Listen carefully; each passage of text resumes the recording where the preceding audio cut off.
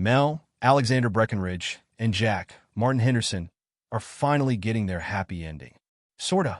Season 6 of Virgin River, which dropped all 10 of its episodes on Netflix on December 19th, focused on the run-up to Mel and Jack's wedding, including all their wedding planning, featuring a ton of meddling courtesy of Hope, Annette O'Toole, their bachelor and bachelorette parties, and the big day itself. They do eventually make it to the altar and have their special day, but there's plenty of strife along the way, including Mel's attempts to forge a bond with a reluctant Everett, John Allen Nelson, and include him in her wedding.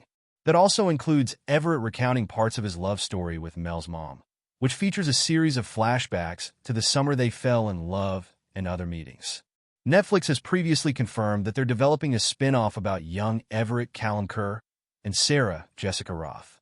Now, Virgin River showrunner Patrick Sean Smith tells Entertainment Weekly that he hopes this season might serve as a backdoor pilot to a prequel.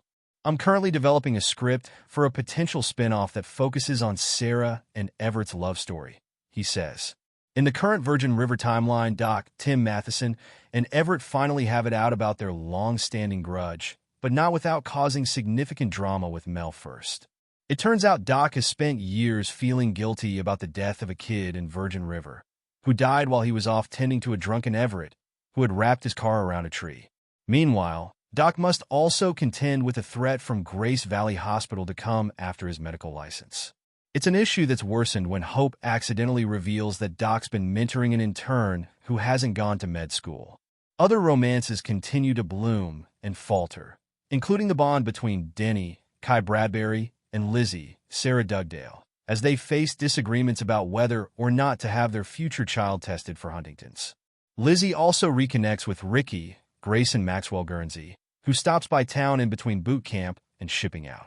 Muriel, Terrell Rothery, tries to move on from Cameron, Mark Gannam, while also facing a potential breast cancer diagnosis, which is confirmed by the end of the season. Preacher, Colin Lawrence, and Kaya, Candice McClure, deepen their romance, particularly after he is found not guilty for West's death, even if Kaya isn't sure she ever wants to get married again. In short, there was no shortage of drama to go around this season. So, we called up Smith to ask about all the questions he left us with. With Doc and Hope, I think that Doc was in the right here. Hope made a major error. So why did you decide to have him be the one to apologize? Patrick Sean Smith. What I thought was an interesting thing to explore in Season 6 was the spirit of Hope from the beginning of the series as one who likes to meddle. She's always doing it with the best of intentions. Sometimes people in general, especially women, can be looked at as too much, which can be incredibly offensive. It's something that Hope has heard before, and Doc realizes that when it comes out, it's a touchy subject for her as a woman who lives outside the boundaries. So, for what felt like a flaw in her character, I wanted to celebrate the fact that she comes at it from a place of love. Everett and Doc finally open up to each other. Then, Doc helps make sure Everett can attend Mel's wedding after Everett has a heart attack and surgery. Is that bond mended? Are they going to be friends now? I would say frenemies. It's hard for me to buy that a decades-long feud can be resolved that quickly. It's almost muscle memory to a certain extent, where you resolve with somebody, and then you see them, and you're just like, ugh.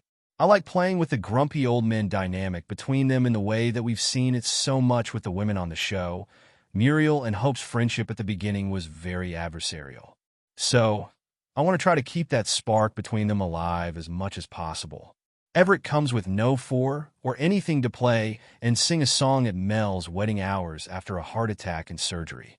Do you feel any guilt about getting viewers' hopes up about what is medically feasible? Well, we spoke with our medical consultant, and they said it could happen under certain circumstances.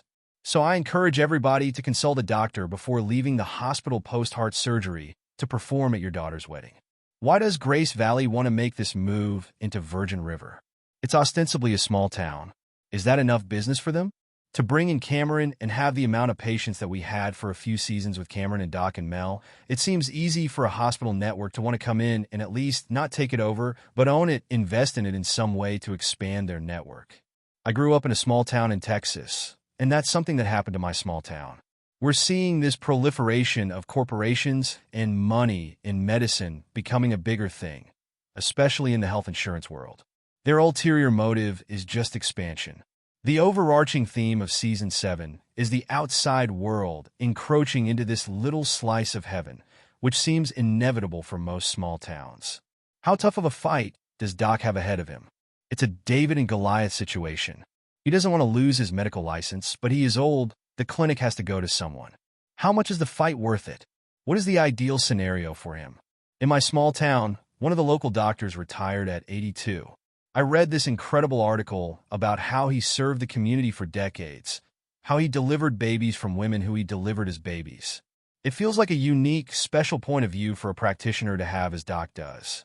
So I don't think he has any plans of hanging up his stethoscope anytime soon. He's ready for the fight and to protect his legacy, which is also important to him. Preacher's trial is a big part of the first half of the season. Was there ever any desire on the writing team's side to get Paige to come back and testify for him? Was that something you explored and it didn't work out? Or was that never on the table? I wanted to move past Paige and Preacher. This was the last vestige and loose thread from their relationship. So I was interested in this gesture of Preacher protecting her and sacrificing himself where he had been so much her protector and savior from the beginning of this series. By extension, him laying himself on the line for her and encouraging her absence to protect her felt like a good way to wrap that up. Ricky returns. Where did that idea stem from? And is there a possibility we'll see him again? I love the character of Ricky. I had considered doing it during the holiday episodes, but there was too much story at the time. So, we finally had a little more real estate to bring his character back in. I'm looking at Ricky, Lizzie, and Denny as a bit more mature than their characters were introduced in the beginning. They're getting into adulting. They're dealing with bigger life issues like pregnancy and serving in the military. It also felt like an opportunity to bring Ricky back in from boot camp in a place that could affect Jack, as somebody who loves this kid and knows that he's going off to serve.